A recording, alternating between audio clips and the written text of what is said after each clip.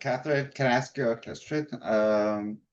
Like in like the book, The Wisdom of the Enneagram, in regards to growing up as a child and your relation to parents, does that affect what type you are?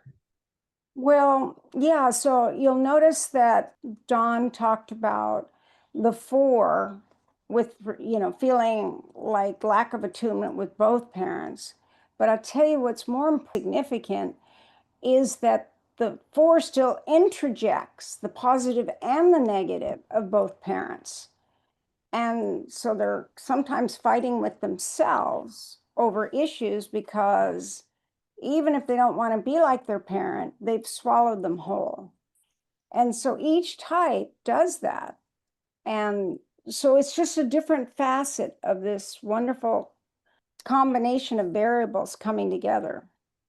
Okay, wait, but not just the four. What about you when you were growing up and how you had your relationship with your parents and did it affect your type? Yeah.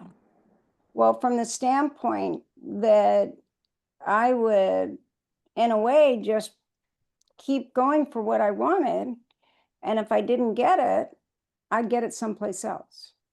No, but like your mother, like your relationship, okay, fours and fives have like a disassociation to like a certain degree with like both parents. But your type eight, what is it? What is your relation? Because there's some types that have a relation or a connection to either the mother or the father It's the more mother. closely. So the eight feels they must take care of the mother for the mother to take care of them. Okay.